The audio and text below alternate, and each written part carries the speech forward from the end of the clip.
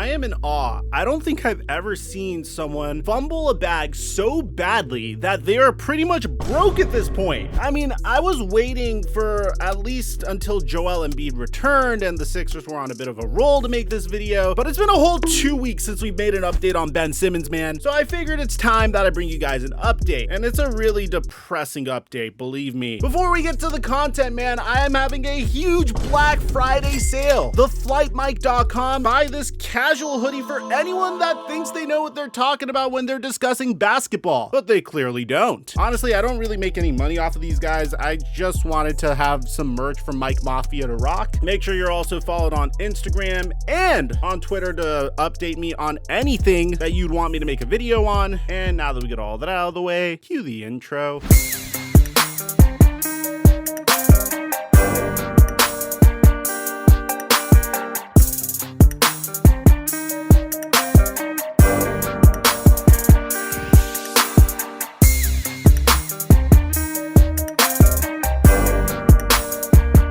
There's one thing I advise everyone to avoid in their life, it's debt. Whether that's credit card debt or student loans, getting into horrible debt could be absolutely crippling for your life, which is why I partnered with Upstart. Upstart is the fast and easy way to pay off all of your debt with a personal loan online. Whether it's paying off credit cards, consolidating high interest debt, or funding personal expenses, over 1 million people have used Upstart to get a personal loan. Most lenders just look at your credit score, but instead of doing that, Upstart looks at your current employment and your income and your credit history when they try to figure out if you qualify for a loan. You can check your rate without impacting your credit score from $1,000 to $50,000. Find out how Upstart can lower your monthly interest payments today when you go to upstart.com/Mike.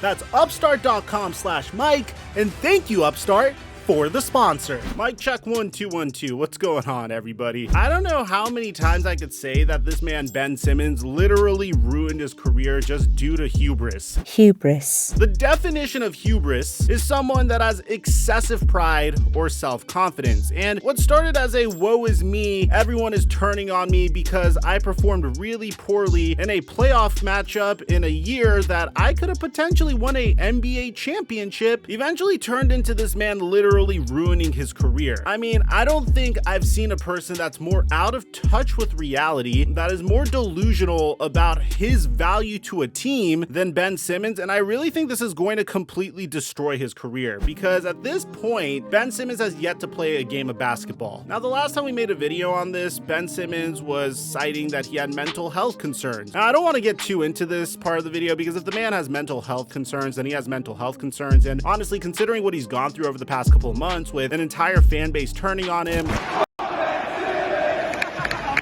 Ben Simmons, you f***ing crumb bum, get Ben Simmons out of my city! Him trying to demand a trade and no one wanting to trade for him, with him completely letting down his team, not only in the playoffs, but also in the offseason. He was just treating them really poorly. When you take all of those things into consideration, then yeah, I don't really blame Ben Simmons for citing that he has mental health concerns. But this is where it gets really sticky. Apparently, originally, Ben Simmons didn't want to meet with a team-recommended medical specialist to discuss his mental health. Then, eventually, he finally said he's going to meet with a team-recommended mental health clinician. Now, the Sixers had, at this time, reinstated a series of fines on Ben Simmons, including a $360,000 fine for missing Thursday's game with Detroit, and continued to express frustration that Ben Simmons had fallen short of providing basic information surrounding his meetings with mental health specialists provided by the National Basketball Players Association. And if you just look at Ben Simmons' body language, man, throughout all of training camp, he just didn't have any motivation to join his team and be part of a team, and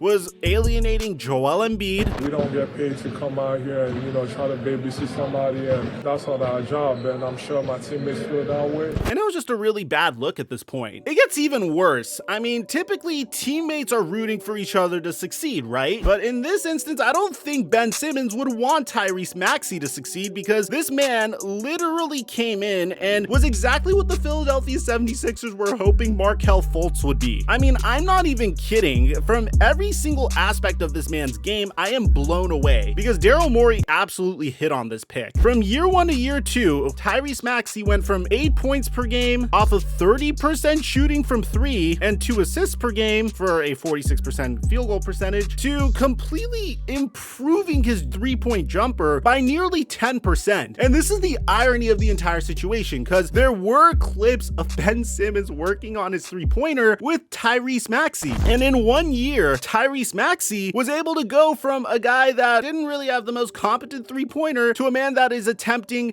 3.3 3-pointers a game and converting on 39% of them. The man is now playing Ben Simmons' minutes, is averaging 19 points per game to go along with 5 assists per game. And although he's not the defensive playmaker that the Sixers needed, he's not a huge liability either. Now, bear in mind, this is all going down without Joel Embiid. And of course, Kevin O'Connor has a brilliant piece on how good Tyrese Maxey has been. So during a 7-game stretch without Joel Embiid and Ben Simmons, Tyrese Maxey is averaging 24 points per game on 17.6 shots per game, which is up from 14.2 points per game and 10.8 shots in his previous 10 games. Only 21 years old and in his second season. He is the pick and roll shot creator that the Sixers hoped they would get when they drafted Markelle Fultz. Maxey gets to the basket easily. He's a slippery scorer inside who uses trick layups and wrong foot finishes to keep defenders guessing. Interior finishing has long been his best skill despite standing at 6'2", and this season he's making a remarkable 67% of his shots in the restricted area. The difference this season is his progress on pull-up jumpers. He can launch if defenders go under screens, and he's comfortable getting to his step back against slower-footed defenders. Now, Kevin O'Connor also doubts whether or not keeping these numbers are sustainable, and this is a 4-day-old article, so at the time, Maxey was hitting 42% of his threes, now he's hitting 39%, but even with some slight regression, the jump in his development is so large that it doesn't even matter if he kind of takes a step back. My favorite part of this article is Simmons and his agency, Clutch Sports, should be watching closely because Maxey, a fellow Clutch client, has taken the opportunity sparked by Ben Simmons' absence and flourished, looking like a player who could be the final piece of Philly's championship puzzle. When the Sixers drafted Fultz, their plan was then to turn Simmons into a supercharged version of Draymond Green, making plays in the open floor and being used as a screener in the half court. Nowadays, even guys like Bruce Brown and Gary Payton II can do that when surrounded by shooters. It's the way you optimize a non-shooter. So this is the crazy part. You can look at this in one of two ways. One, the Sixers are so comfortable with Tyrese Maxey that they can move on from Ben Simmons, or two, if Ben Simmons wakes up, he'll realize that once again, this is an opportunity to win a NBA championship. I mean, bear in mind, man, you only have 2 more years before you actually have to pay Tyrese Maxey some real money, so I don't know how long this window is going to be open, but this is where it gets even worse. Ben Simmons is so full of himself that the man is about to go broke, apparently. Look at this, man. Ben Simmons is reportedly going broke due to extensive fines and outrageous spending habits. The 25-year-old buys a new car every month and has purchased 2 houses worth $17.5 million in Philadelphia. Bro,